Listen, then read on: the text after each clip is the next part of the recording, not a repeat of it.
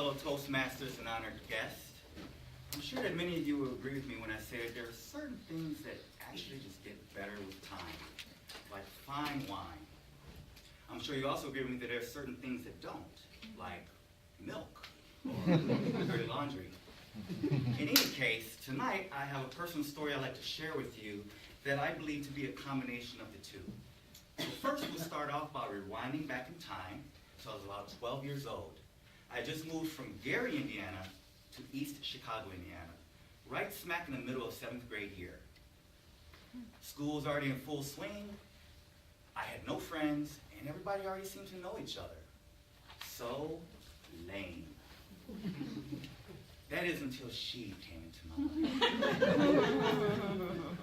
I was working on an assignment in Miss Palucci's English class when it happened. Psst. No, that can't be for me. Psst. I looked up and found myself staring into the face of the beautiful Chris Tyner, who promptly blew me a kiss.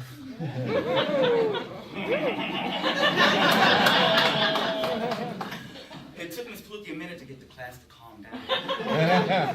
A few minutes passed and psst. Oh my gosh, I have a girlfriend and I don't know what to do with it. So this went on for a couple days, and I would linger after class because I couldn't face her. I just didn't know what to say.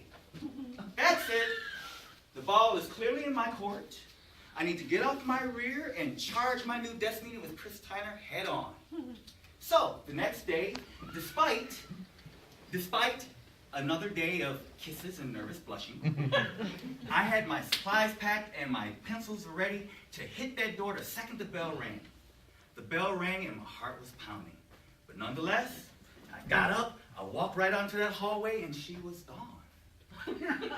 I looked, and I just saw her clear the corner, running like a bat out of hell. Okay. So the next day was more of the same, except this time I was ready. When she blew her kiss, boom, right back at you. Her mouth dropped and her eyes almost popped out of their sockets. The class roared with laughter, except this time the laughter was a, uh-oh. So, she was playing a game, and I had just turned the tables. So I kept my eyes locked on her, and every time she looked up, I had a fresh kiss waiting. I even threw in a, I love you, baby. And then I stared into her petrified face, and I said, I sealed the deal. I do not have time for your games, little girl. Her face hardened, and she nodded with a faint smirk. It was on. I had just witnessed the birth of a rivalry that had the unseen precision of a sniper. Like the one time that I was sneaking in late to social studies class while the teacher was preoccupied. Oh, there you are, Shawn Cobb. So good to see you, Shawn Cobb. Good looking out, Chris. Or the time that I had the fortune of witnessing her as she slipped on the ice one winter. I tell you, fellow Toastmasters, I had no need for YouTube back then. I used every ounce of my creative ability to paint the essence of that scenario with such exquisite detail that people told the story as if they were actually there.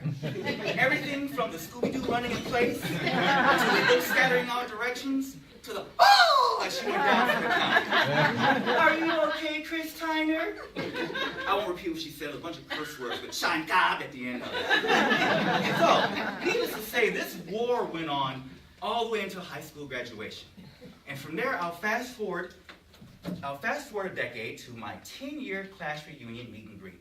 I was so excited about going to this until I actually got there. All of my best friends were MIA, and everyone seemed to just remerge into the same cliques as before. Jocks with the jocks, cheerleaders with the cheerleaders, geeks with the geeks, and there was me, bored and disappointed, wandering around the rest of the stragglers. Until someone grabbed my hand.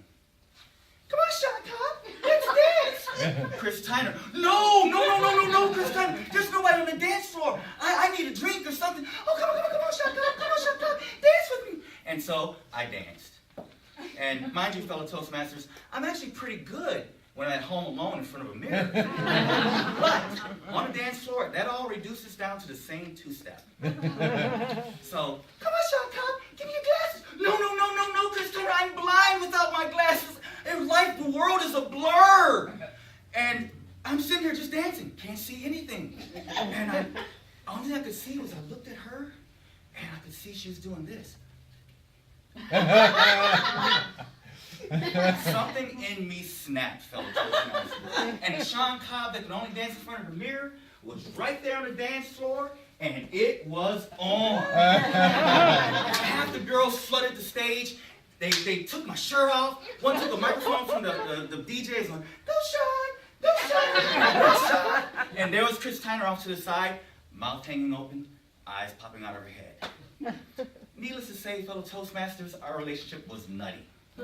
But I cannot, even I cannot deny that girl brought me out of my shell like no one ever. And for that reason, I can say, looking back at it all, that although it started off a little bit bitter, a little sour, for me, looking back, it definitely got better with age. Thank you.